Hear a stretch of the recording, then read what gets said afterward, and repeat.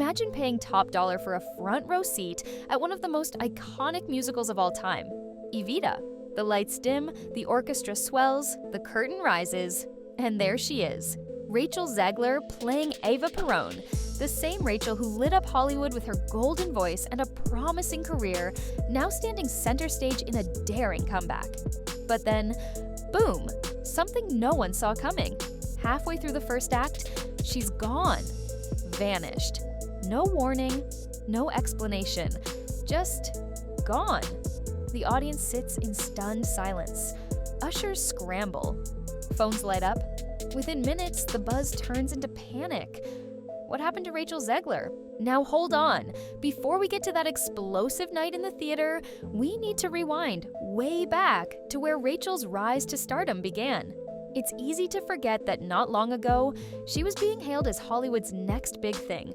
She had the voice, she had the looks, and she had the roles. Her breakout performance in West Side Story turned heads.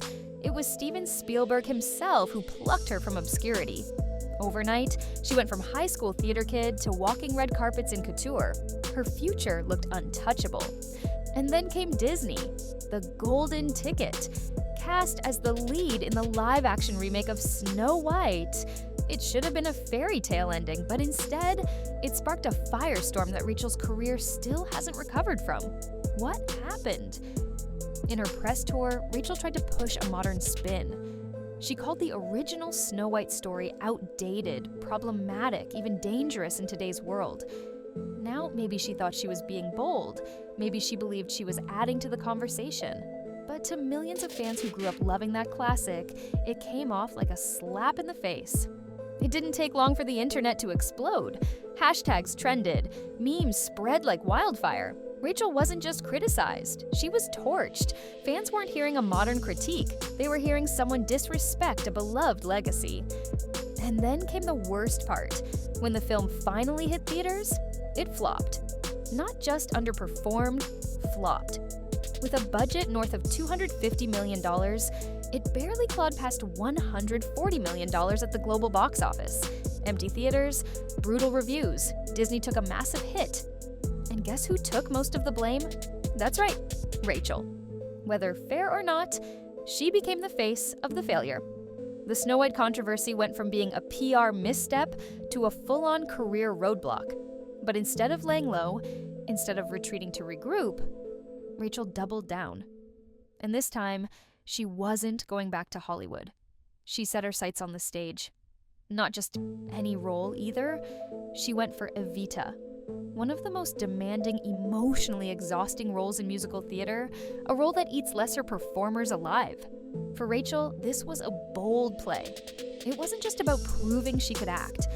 It was about proving she still mattered, that she could survive the backlash, silence the critics, and remind everyone why she got that Snow White role in the first place. For a while, it looked like she might pull it off.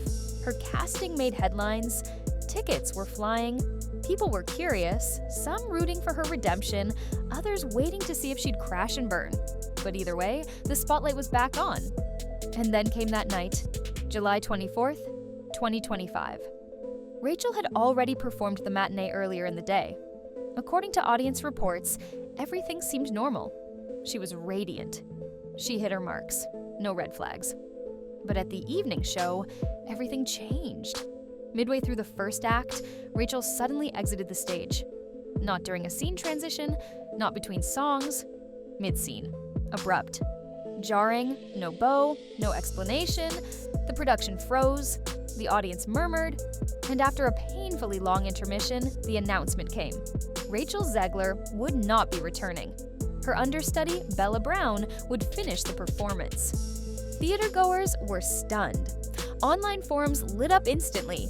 Videos from inside the theater started going viral. Tweets rolled in. People demanded answers. And the only official explanation? Illness. That was it. Just illness. But here's the problem. Fans weren't buying it. Less than an hour before curtain, videos showed Rachel backstage, laughing, smiling, even joking with crew members. She didn't look sick. She didn't sound sick. So what changed? Whispers started swirling. Some said she had a panic attack. Others claimed a backstage argument erupted right before she walked out. There were even rumors of a full-blown meltdown. Tears, shouting, slammed doors. None of it confirmed, of course, but the mystery only made things worse. And then Bella Brown stepped onto the stage. Bella didn't just fill in, she crushed it. Eyewitnesses described her performance as stunning, confident, polished. When the curtain fell, she received a standing ovation. And that's when the comparisons began. Social media exploded with clips of Bella singing her heart out. Fans began saying they didn't even notice Rachel was gone. Others said Bella should have been cast from the beginning. The tide was turning, and fast. Desperate to steer the narrative, Rachel posted a message later that night. It was all about praising understudies and swings, calling them heroes of the theater world. On the surface, it sounded classy, but to many, it reeked of PR damage control, and not the convincing kind. Comments flooded in, accusing her of hiding behind spin, of once again dodging accountability when things got tough. It wasn't just a PR hiccup, it felt like a pattern. Because let's not forget, this wasn't Rachel's first public fallout. When Snow White tanked, she didn't apologize. She didn't clarify her comments. She just moved on, acting like the controversy would blow over. But the internet has a long memory, and when this Broadway debacle hit, it dredged everything back up. Suddenly, Rachel wasn't just the actress who left Evita mid-show. She was that girl from Snow White all over again. And this time, even her defenders were silent. Sure, a few industry friends posted support. Nicola Coughlan threw up an Instagram story calling Rachel brilliant and brave. But those voices were drowned out by the noise. Reddit threads, TikTok videos, Twitter spaces. Everyone had a theory. Everyone had a take. And most of them weren't pretty. Then came the backstage stories. Anonymous sources claimed rehearsals had been rocky from the start, that Rachel had pushed for last-minute changes, that she clashed with the director over the vision for Evita.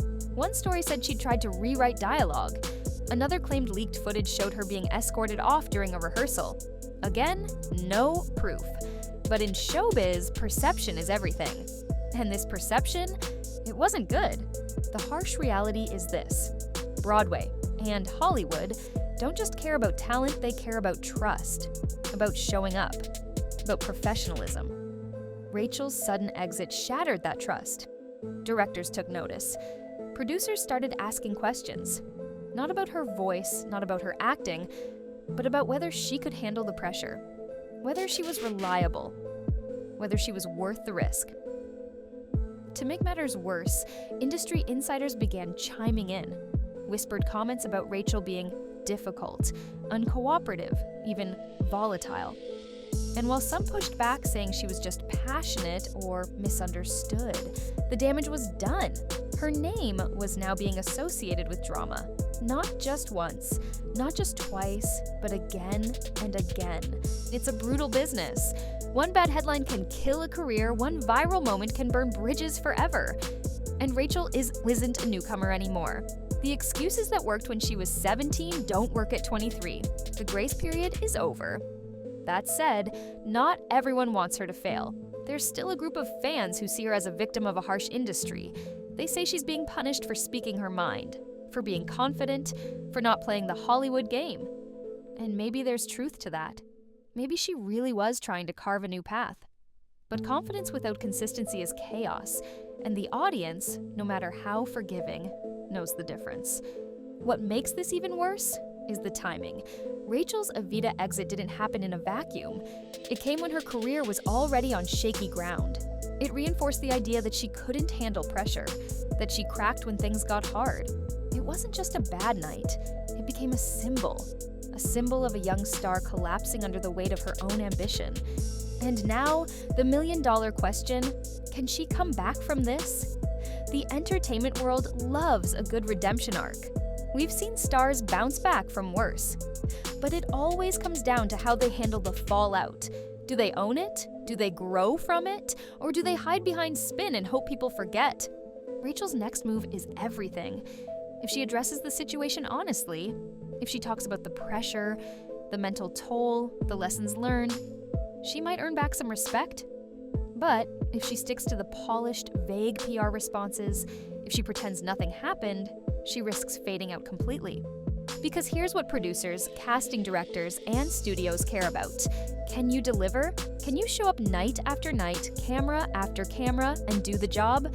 Rachel Zegler, for all her talent, is now a question mark. A star with the voice of an angel, and a reputation tangled in controversy. If she wants to survive this chapter, it won't be with another flashy role or viral soundbite. It'll be by showing up, by proving she can be counted on. Not for one great night, but every night. No drama, no vanishing acts. Just steady, quiet, relentless professionalism.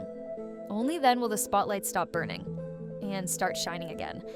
But behind all the noise and public chaos, there's another angle we need to talk about. One that doesn't get the same attention in headlines. And that's the mental and emotional toll this kind of backlash takes on a young star. Because Rachel Zegler isn't just a celebrity, she's a 20-something thrust into a global spotlight, handed roles with massive expectations, and asked to carry billion-dollar franchises on her back. That pressure, it's not small, and it breaks a lot of people. We've seen it before.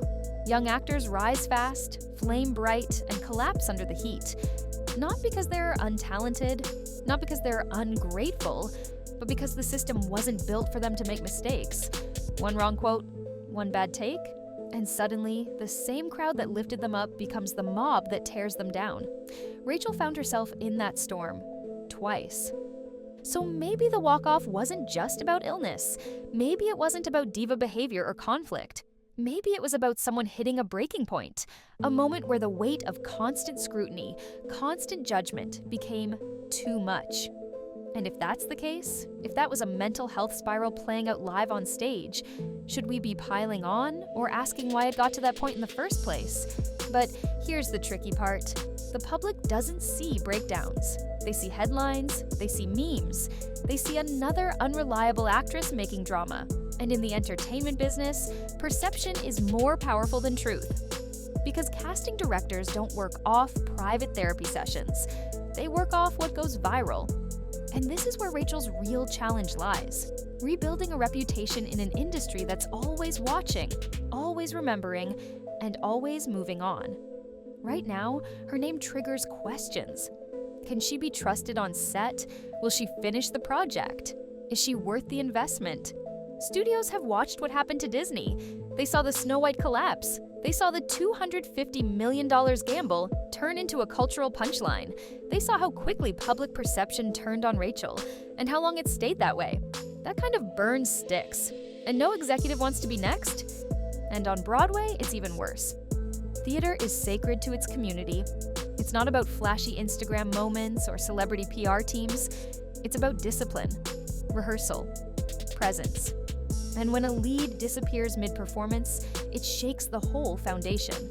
Directors, co-stars, crew members, they all depend on that lead being rock solid. Every night, no exceptions. Rachel's vanishing act didn't just affect her image, it disrupted an entire production. And those ripple effects don't go away overnight. Then there's the ripple effect among other actors. When a star like Rachel drops the ball, understudies like Bella Brown rise to the occasion. But while Bella's performance was celebrated, it also highlighted something uncomfortable, that the person getting all the press, all the opportunity, may not always be the one most ready for the spotlight. And fans noticed. Comments poured in praising Bella's poise, her power, her ability to step up without any warning. Some even said she should have been the lead all along. And that's when a different conversation started bubbling up, about nepotism, about star culture, and about how often truly reliable talent gets overshadowed by names with more buzz than backbone. It's part of a bigger shift happening across entertainment right now. Audiences are tired of PR polish. They want authenticity. They want consistency. And when a celebrity stumbles, they want honesty, not spin. Rachel's challenge isn't just about surviving a scandal. It's about proving that she's not just another overhyped starlet who buckles under real responsibility. Because there's one thing no amount of talent can cover for: walking away in the middle of your job. But let's be fair, Rachel isn't the only one in Hollywood dealing with this kind of pressure. She's just the latest name in a long list of stars who burned bright too fast. Think of Lindsay Lohan, Amanda Bynes, Shia LaBeouf, all wildly gifted, all pulled into fame's orbit before they were ready. all cracked under the same intensity Rachel's facing now. The difference? Some of them came back. Harder, sharper, wiser. And that's still possible for Rachel too, if she handles this next chapter differently. She needs to shift gears, step away from the PR handlers, speak directly, honestly, let people in on the struggle, not as an excuse, but as an explanation, because audiences can forgive almost anything, except being lied to. If she comes forward and says, "I messed up, I got overwhelmed, I needed help," she might just flip the script. She might turn what feels like the end of her career into a comeback we root for. But if she disappears again, posts another polished statement, and pretends like it never happened, that door might close for good. And that brings us to the cultural moment surrounding this story. Because Rachel's not just an actress, she's become a symbol. A symbol of the friction between classic Hollywood storytelling and modern values. Between legacy fans and Gen Z disruption, between old school expectations and new age mental health conversations. Her role in Snow White was supposed to bridge those worlds. Instead, it widened the gap. Her performance in Evita was supposed to redeem her image. Instead, it reignited every fear people already had. And the question on everyone's lips now is simple. Will she evolve or vanish? The world isn't rooting against her. Not really. What the world is rooting against is entitlement, arrogance, a refusal to acknowledge missteps. If Rachel Zegler can show growth, if she can prove that she's more than viral soundbites and backstage drama, then her story isn't over. It's just getting interesting. But growth requires reflection, humility, and a willingness to start over, not at the top, but from the ground floor. Smaller roles, smaller stages, showing up on time, staying quiet when needed, letting the work speak instead of the tweets. Because the truth is, this isn't about Evita. It's not about Snow White. It's about whether Rachel can prove she deserves the spotlight she once took for granted. And in the entertainment world, that proof doesn't come with applause. It comes with consistency, night after night, scene after scene, no exits, no excuses, just showing up.